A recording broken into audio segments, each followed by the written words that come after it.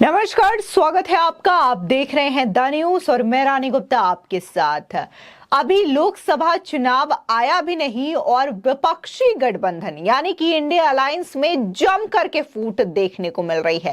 ताजा मामला अखिलेश यादव और कांग्रेस पार्टी से जुड़ी हुई है। सीधे तौर पर जिस तरीके से मध्य प्रदेश विधानसभा चुनावों को लेकर के कांग्रेस पार्टी ने सीटों का ऐलान किया और इसमें समाजवादी पार्टी के प्रत्याशियों को जगह नहीं दी, तो इस बात से अखिलेश यादव काफी ज्यादा नाराज हो गए और इसी के साथ ही अखिलेश यादव ने कांग्रेस पार्टी के नेताओं को चिरकुट तक कह दिया। और जो बात बोलनी है उनको मैं आपके माध्यम से कांग्रेस पार्टी को कहना चाहता हूं, अपने चिरकुट नेताओं से हमारी पार्टी के बारे में न बुलवाएं। इसी के साथ ही आपको बता दें कि कांग्रेस के जो नेता हैं अजय राय, उन्होंने भी अखिलेश यादव के इन बयानों पर पलटवार किया और उन्होंने सीधे तौर पर यह कह दिया कि मध्य प्रदेश में लोग हाथ के पंजे को जानते हैं, ना कि साइकिल को। इसी के साथ ही देखने को मिल रहा है कि बीजेपी प्रवक्ता शहजाद पूनावाला ने भी विपक्षी गठबंधन की पोल खोल कर रख दी। उन्होंने बताया कि कैसे कभी आम आदमी पार्टी और कांग्रेस के बीच में खटपट देखने को मिलती है, कभी टीएमसी और कांग्रेस पार्टी के बीच में खटपट देखने को मिलती है और अब समाजवादी पार्टी और कांग्रेस के बीच में खटपट देखने को मिल रही है। यानी कि निकाह से पहले ही 3 तलाक हो चुका है। बता दें कि इंडी गठबंधन में शामिल समाजवादी पार्टी के अध्यक्ष अखिलेश यादव एमपी चुनाव में कांग्रेस के खराब व्यवहार से काफी ज्यादा नाराज हो गए हैं।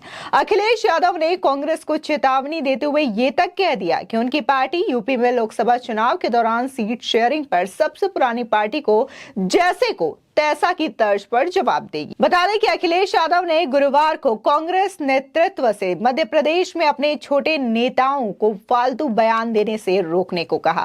साथ ही कांग्रेस नेताओं के बीजेपी से साठगांठ का आरोप भी अखिलेश यादव ने लगा दिया। अखिलेश यादव के इसी बयान पर राजनीतिक हलकों में मिलीजुली प्रतिक्रियाएं देखने को मिल रही है। कुछ लोगों का मानना है कि ये गठबंधन ज्यादा दिन तक टिकने वाला नहीं है। इस इंडिया अलायंस में जो दल शामिल हुए हैं वो पहले से ही एक दूसरे के धुर विरोधी रहे हैं। कुछ लोग अखिलेश यादव के बयान को अगले साल होने वाले आम चुनाव के पहले ब्रेकअप कॉल के रूप में भी देख रहे हैं। तो वहीं दूसरी ओर यूपी में कांग्रेस के अध्यक्ष अजय राय ने भी इस मुद्दे पर अपनी कड़ी प्रतिक्रिया जाहिर की है। अजय राय ने कहा कि एमपी का वोटर हाथ का पंजा जानता है, साइकिल को नहीं। अगर आप यानी कि समाजवादी पार्टी इंडिया अलायंस का मजबूत हिस्सा है तो आपको ये देखना पड़ेगा कि किस राज्य के स्थिति कैसी है। एमपी में कांग्रेस और बीजेपी की ही लड़ाई होती है। सपा को तो समर्थन करना चाहिए।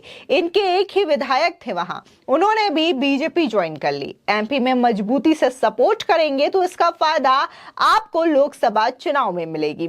साथ ही उन्होंने ये भी कहा कि हमारी यूपी की 80 सीटों पर तैयारी है, 80 सीटों पर लड़ लेंगे।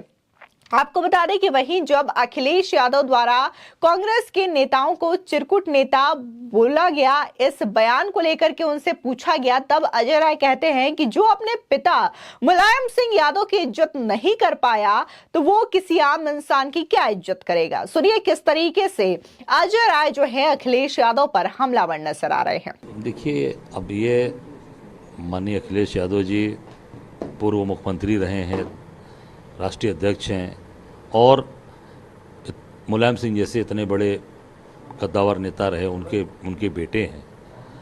मुलायम सिंह जी ने हमेशा हम लोगों का सम्मान किया, हमेशा उनका हम लोगों ने भी सम्मान आज भी किया और हमेशा करते रहेंगे। तो जिस व्यक्ति ने अपने बाप की इज्जत नहीं की, मुलायम सिंह जी को सार्वजनिक मंच से उन्होंने उनकी बेइज्जती की, तो जो अपने बाप की इज्जत नहीं कर पाया वो हमारे जैसे साधारण कार्यकर्ता, साधारण लोगों की क्या इज्जत उनके मन में है।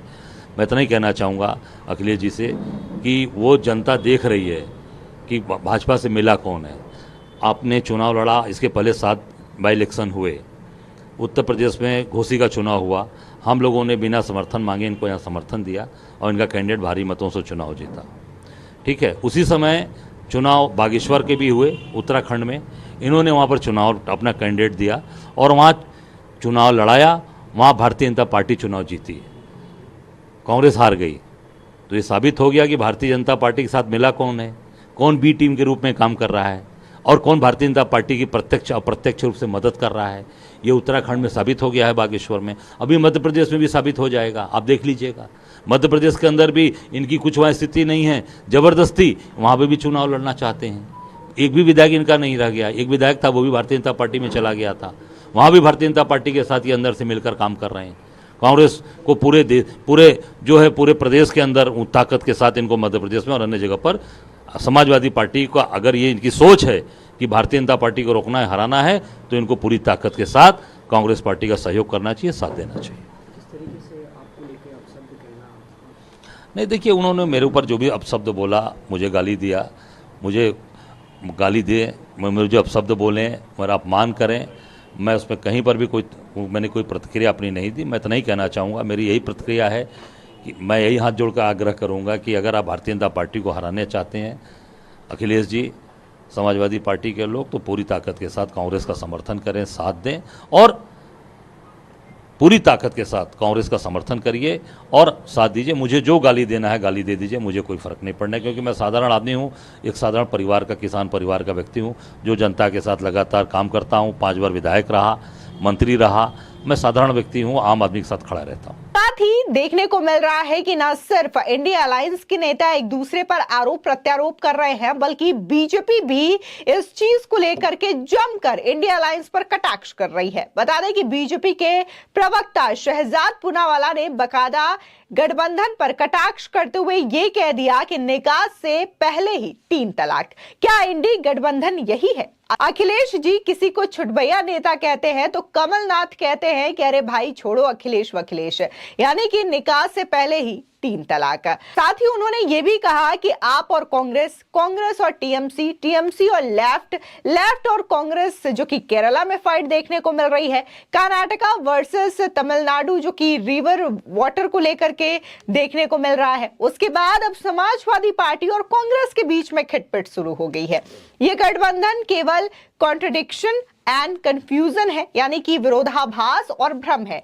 ना तो कोई मिशन है, ना ही विजन है, ना कोई लोगो है, ना कोई नेता है और ना ही कोई नीति है। सीधे तौर पर यह बड़ा हमला माना जा रहा है शहजाद पूनावाला के द्वारा पूरे के पूरे इंडिया अलायंस पर। दरअसल कांग्रेस नेता कमलनाथ और दिग्विजय सिंह ने यह दावा किया था कि इंडिया अलायंस में सभी दल बीजेपी के खिलाफ केवल लोकसभा चुनावों के लिए एक साथ आए हैं। उनका गठबंधन राज्यों में होने वाले विधानसभा चुनावों के लिए नहीं हुआ है। उधर अखिलेश यादव ने कांग्रेस नेताओं के बयान पर सवाल किया कि दोनों कांग्रेसी किस आधार पर इस तरीके के दावे कर रहे थे जब वे इंडिया अलायंस की किसी भी बैठक में मौजूद नहीं थे।